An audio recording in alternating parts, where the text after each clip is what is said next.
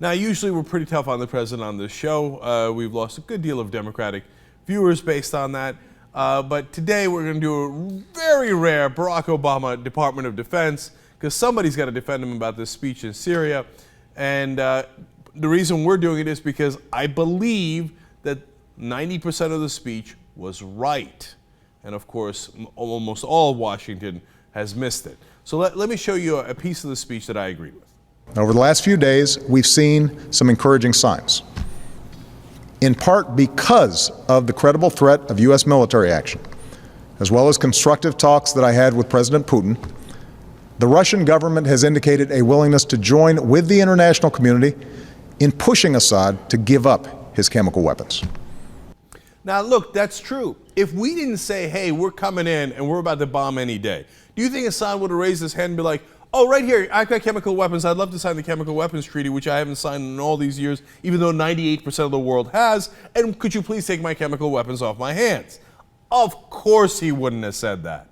Now, to say that, hey, you know what? He threatened force, and that was a bad thing. But wait a minute, he didn't use force. If you're on the left side, you should be happy that he didn't use force. And apparently, he did a deft, diplomatic maneuver where he threatened it enough without actually using it to get the results he wants, which is to get the chemical weapons out of Syria. And if you're on the right-wing side and you say, I should have struck, that's ridiculous. But wait a minute. The goal was to make sure that Assad didn't use chemical weapons again. If he doesn't have them, he can't use them.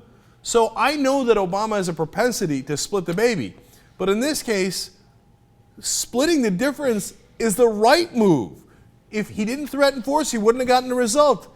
But if he had been like Cheney and threatened force and then immediately used it, well, it would have been dumb, because here we have a diplomatic out that we should use, where we get to the goal that we want without war. So I think people are being fundamentally unfair to President Obama regarding this speech and regarding his policy.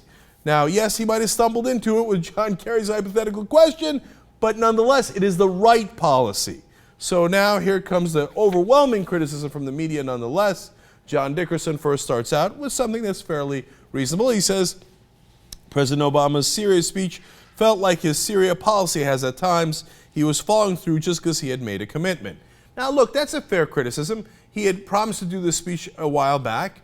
Now, instead of turning it into a war speech, which is what he was going to do, he's turned it into, well, war if we have to. Diplomacy is what we would prefer, and it looks like we have an opportunity to do that. I agree with the speech. Yes, he followed through on the speech just because he had planned it, but so what, right? Now we go on to Ross Brooke, who writes, my fellow Americans, I need some new speechwriters, or at least a copy editor, to make sure part 2 of the speech doesn't contradict part 1. Now, if they're referring to the America's, not the world's police, I've already shown, yes, that was contradictory, but I don't think that's what she's referring to. I think what they're referring to here is, oh, in the first part, I said war, and then the second part, I said we don't need war. I know, but we don't need the war because we threaten the war.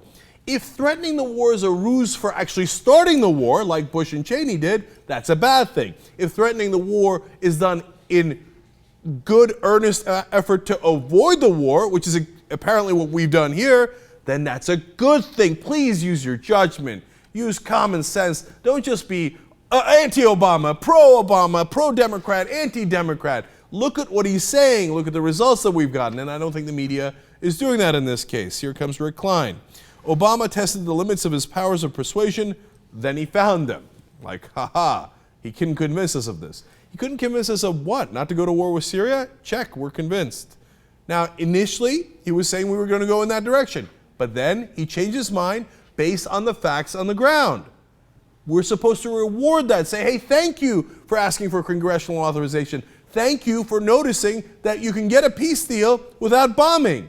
That's not a bad thing. That's a good thing. Please have human judgment. All of Washington is one giant groupthink. Obama, he is weak, he is floundering, and this is not the correct thing. We must criticize Obama no matter what. Jesus, now look at Philip Gurwitch here. We have Obama because he can speak as few can, and we've hit that bad moment where he gives a speech that just makes it worse.